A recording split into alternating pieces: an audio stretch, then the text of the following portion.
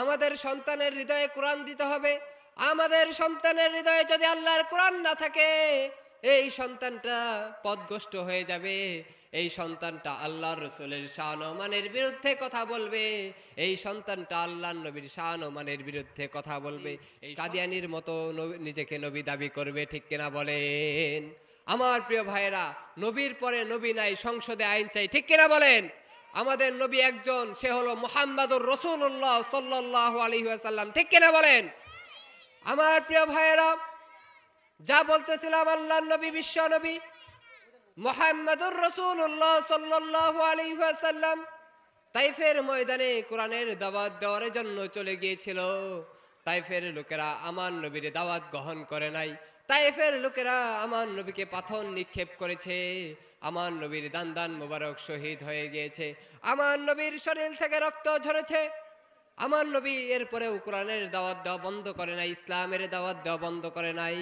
আমার প্রিয় ভাইয়েরা, আল্লাহর জমিনে আল্লাহর কোরআনের আইন প্রতিষ্ঠার জন্য যদি আমাদেরকে রক্ত দিতে হয়, আমরা রক্ত দেব। আল্লাহর জমিনে আল্লাহর কোরআনের আইন প্রতিষ্ঠার জন্য যদি আমাদের জীবন দিতে হয়, আমরা জীবন দেব। আমার প্রিয় ভাইয়েরা, আল্লাহর জমিনে আল্লাহর কোরআনের আইন প্রতিষ্ঠার জন্য তো জীবন দিয়েছে আল্লামা দেলোয়ার হোসেন সাইদি রহমাতুল্লাহ আলাই। আল্লাহর জমিনে আল্লাহর কোরআনের আইন প্রতিষ্ঠার জন্য তো জীবন দিয়েছে আল্লামা সাইদি রহমাতুল্লাহ আলাই। আমার প্রিয় ভাইয়েরা, ইমাম আবু হানিফা রহমাতুল্লাহ আলাই, ইমাম আবু হানিফা রহমাতুল্লাহ আলাই, ওনাকে বলা হয়েছে তোমাকে রাষ্ট্রীয় ক্ষমতা দিব, তোমাকে রাষ্ট্রীয় ক্ষমতা দিব, আসো তুমি আমাদের দলে আসো, তোমাকে রাষ্ট্রীয় ক্ষমতা দিব।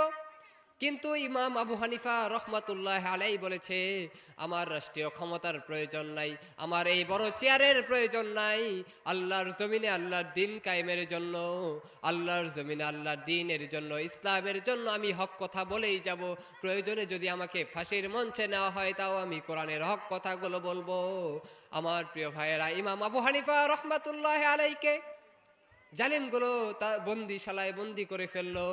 জালিমের বন্দিশালায় আর ইমাম আবু হানিফা রহমাতুল্লাহ আলাইকে বন্দি করে ফেললো। ইমাম আবু হানিফা রহমাতুল্লাহ আলাই জালিমের বন্দিশালায় বন্দি হয়ে গেল।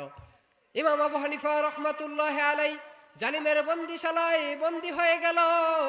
বন্দি হয়ে যাওয়ার পরে ইমাম আবু হানিফা রহমাতুল্লাহ আলাইকে জালিমগুলো খাবারের ভিতরে বিষ মিশানো খাবারগুলো ইমাম আবু হানিফা রহমাতুল্লাহ আলাইকে দিলেন। ইমাম আবু হানিফা রহমাতুল্লাহ আলাই বিষ মিশানো খাবারগুলো খেলেন।